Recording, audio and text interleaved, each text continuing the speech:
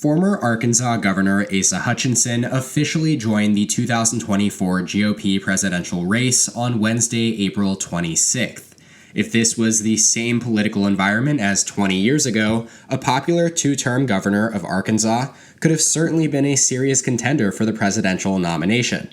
But Hutchinson is likely to be overshadowed by more well-known candidates, such as former President Donald Trump and potentially Florida Governor Ron DeSantis. Even outside of Trump and DeSantis, though, Hutchinson has pulled behind former South Carolina Governor Nikki Haley and South Carolina Senator Tim Scott throughout most of the spring. While he finally hit 1% in the Morning Consult tracking poll the week of his announcement, it is hard to see a path to victory for Hutchinson at this point in time. Although he supported Trump in the 2020 presidential election, he quickly broke with Trump after the election was over and recognized President Joe Biden as the legitimate winner and president-elect. He has built his campaign targeted on attacking Trump, and has even said that he should drop out of the race given his recent indictment.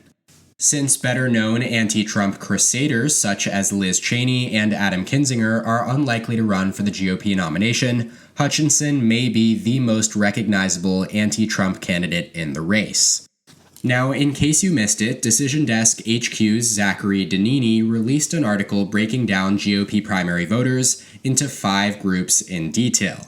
In this video, we'll be examining Hutchinson's Republican primary prospects based on these 5 groups. So do be sure to go read over that article, which you can check out at DecisionDeskHQ.com, and will be the very first link in the description down below.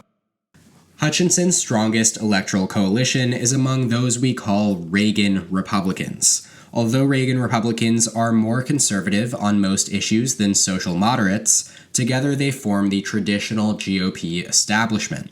Hutchinson's combination of conservative social policy views with Trump skepticism and a more Reagan-esque foreign policy framework means he has the potential to appeal to traditional Reagan Republicans.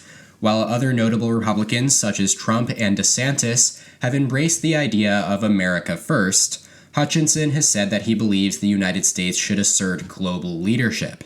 Unfortunately for Hutchinson, the Republican Party has moved away from this doctrine since Reagan was president. We have labeled the second group of GOP primary voters as social moderates, who prioritize a combination of electability and fiscal conservatism over anything else. Although his skepticism of Trump will appeal to social moderates, his policy views are too conservative for him to be widely backed by social moderates. His support for a federal abortion ban is unpopular with the American public. Pew Research Center's latest survey found over 60% of Americans believe that abortion should remain legal in all or most circumstances, especially moderate and independent voters.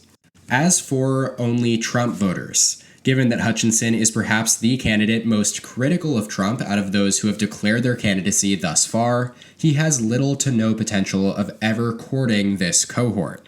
Even if he were to win the Republican nomination, he could have trouble turning out this group of voters in the general election.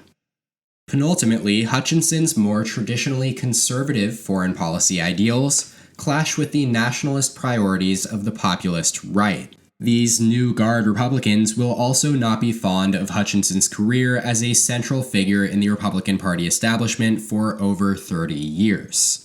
Finally, although Hutchinson shares the evangelical right's stance on abortion, his opposition to Arkansas State Republicans' religious liberty bill in 2015 shows that he may not be the socially conservative firebrand that these voters are looking for.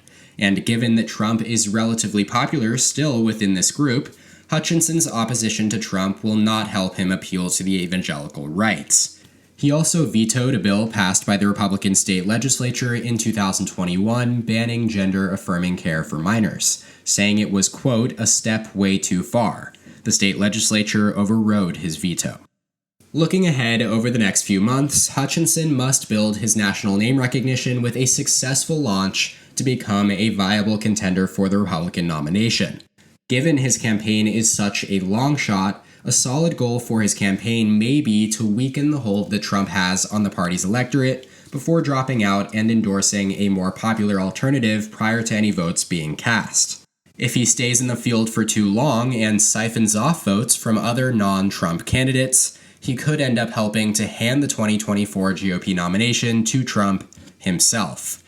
That is all for this Decision Desk HQ video. Thank you so much for watching. Make sure to click that like button down below if you did indeed like the video, and subscribe to the channel down below if you haven't already. Also, check out more content from our channel here, and we'll catch you next time.